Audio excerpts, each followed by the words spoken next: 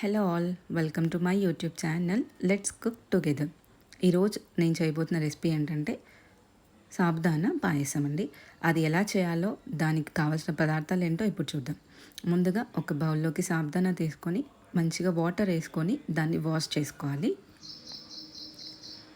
Wash చేశాక extract అయిన వాటర్ని రిమూవ్ చేసేసి సాబుదానా నుండి మళ్ళీ అందులో ఫ్రెష్ వాటర్ అనేవి పోసుకోవాలి. వాటర్ ఎక్కువ పట్టవండి, జస్ట్ సాబుదానా మునిగే వరకు వాటర్ వేసుకోవాలి. అండ్ ఇది రెసిపీ స్టార్ట్ చేసే ఒక 2-3 అవర్స్ ముందు నానబెట్టుకోవాలి. ఇప్పుడు కావాల్సిన పదార్థాలు ఏంటో చూద్దాం. కాజు అండ్ కిస్మిస్, ఒక బౌల్ పాలు, మిల్క్ అండ్ వేయించి పొడి చేసి పెట్టుకున్న పల్లీ పౌడర్, షుగర్. ఇప్పుడు స్టవ్ ఆన్ చేసి ఒక గిన్నె పెట్టుకొని దాంట్లో 1 టేబుల్ స్పూన్ నెయ్యి వేసుకోవాలి. నెయ్యి మంచిగా వేడవ్వాలండి.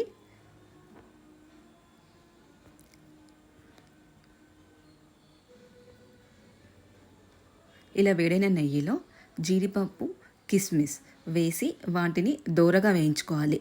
లైట్ బ్రౌన్ కలర్ వచ్చే వరకు వాటిని వేయించుకోవాలండి.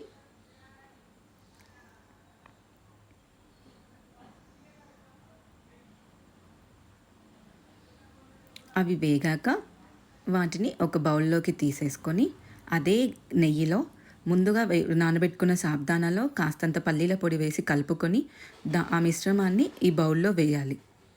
నెయ్యి ఉన్న బౌల్లో వేసి ఒకసారి మంచిగా కలపాలి. ఒక 1 మినిట్ వరకు ఇది సాబుదానాన్ని నెయ్యిలో ఫ్రై చేయాలి. దాని తర్వాత సాబుదానా మునిగే వరకు వాటర్ వేయాలి.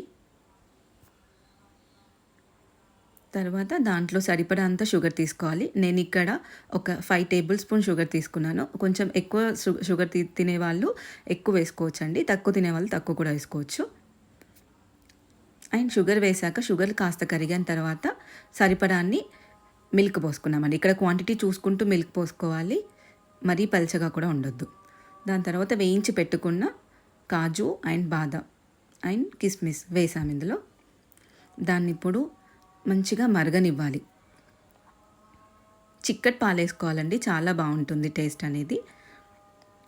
అలా దగ్గర పడిన తర్వాత దాని క్వాంటిటీ అలా దగ్గర పడిన తర్వాత సాబుదానా రెసిపీ రెడీ అయినట్టే. మనం ఒకసారి హ్యాండ్తో ఒక సాబుదానాన్ని తీసి ఇలా ప్రెస్ చేసి చూస్తే మనకు తెలిసిపోతుందండి అది బాయిల్ అయిందా లేదా అనేది. అది బాయిల్ అయిపోయిన తర్వాత సర్వింగ్ బౌల్లోకి సర్వ్ చేసుకుంటే వేడి వేడి సాబుదానా పాయసం ready.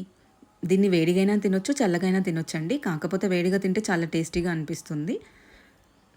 Please do try my recipe, like, share and subscribe to my channel. Thank you all.